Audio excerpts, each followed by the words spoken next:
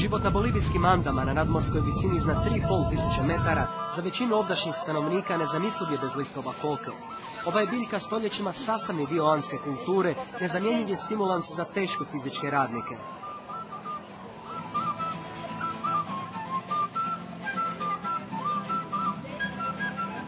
Iako je u većini zemalja svijeta smatraju opasnom sirovinom iz koje se dobiva kokain, koka se u Boliviji može kupiti na gotovo svakoj tržnici. List koke navodno sadrži puno više željeza i kalcija nego primjerice mlijeko. Znanstveno je dokazano da je hranjiva. Istraživanje je provedeno na sveučilištu Harvard. Koka se u Boliviji uzgaja još od vremena starih Inka. Cijenjena je kao ljekovita biljka, a koristi se i za ublažavanje visinskih bolesti. Kokom se Indijanci na Andama stoljećima bore protiv gladi i umora.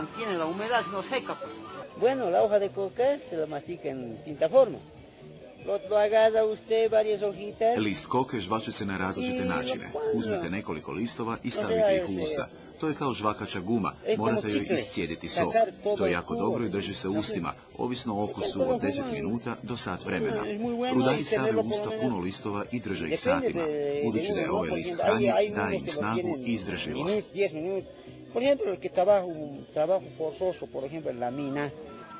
Koka se koristi na prostoru od sjevera Kolumbije do sjevera Argentine, a prije nego što su u Latinsku Ameriku stigli konkvistadori, žvakala se i u Srednjoj Americi. U muzeju koke u La Pazu može se vidjeti koliko je ova biljka ukorijenjena u andskoj kulturi.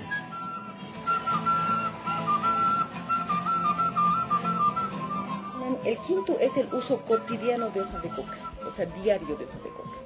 Porque Quinto je ritual svakodnevne konzumacije lista koke. Svakodnevne, jer se koka koristi svaki dan, ne samo u ritualima, kao što mi pijemo kavu. Mi se rađamo s prijateljima na kavi, pijemo kavu nakon hrane, a normalno koka se tako koristi. Nađu se prijatelji i onda žvaču koku.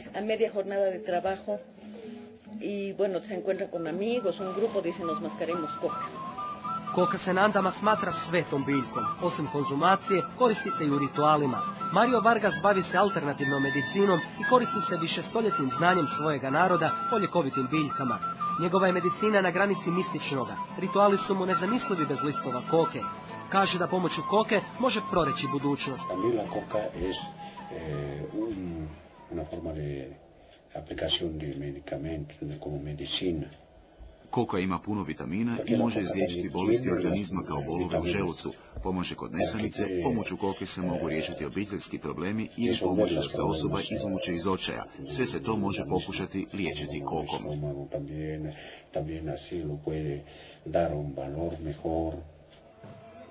Sjedinjene Američke Države, koje konzumiraju 50% svjetskog kokaina, već više od pola stoljeća bezuspješno se bore za iskorjenjivanje ove biljke. Nakon dolaska na vlast, bolivijski predsjednik Evo Morales bori se pak za dekriminalizaciju proizvoda od koke u svijetu. Ovo je sjeverni Yungas, 100 kilometara sjeverno od La Paza, regija gdje se koka uzgaja već stoljećima. Prve biljke zasadili su još Španjolci kako bi zadovoljili sve veće potrebe za kokom u rudnicima na Andama.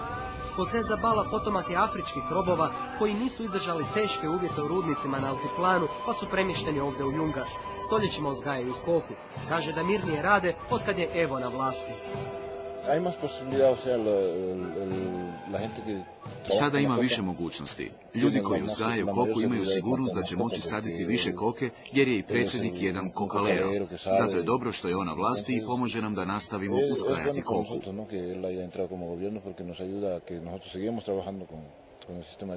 Iako mnogi koku povezuju s proizvodnjom kokaina, ova je regija donekle iznimka. Koka iz ove regije je prilično malena i nije prikladna za proizvodnju kokaina. Kokom iz ove regije uglavnom se opskrbljuje tržišta na velikim visinama, gdje su potrebe za kokom prilično velike. Bolivija je treći proizvođač kokaina na svijetu. Smatra se kako većina koke iz druge regije, Čaparea, gdje je koku svojedobno uzgajao i predsjednik Evo Morales, završava na crnom tržištu za proizvodnju kokaina. Koka se u toj regiji počela uzgajati sredinom 70-ih, kada su potrebe za kokainom porasle na svjetskom tržištu. Mnogi stanovnici napustili su andske obronke i preselili se u Čapare, gdje su se počeli baviti tim unosnim poslom.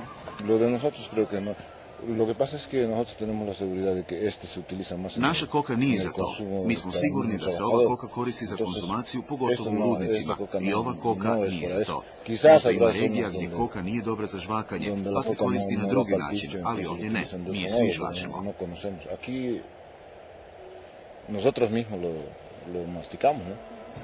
Otkad je Cocalero Evo postao predsjednikom Bolivije, uzgaja se puno više koke, a budući da je tržište ograničeno samo na Boliviju, nije teško pretpostaviti gdje završava. 2000. pod pritiskom SAD-a, bolivijska vlada htjela je potpuno iskorijeniti koku. Vojska koja je poslana da počupa nasade, našla se potpuno blokirana u ovoj regiji. Vratila se neobavljena posla.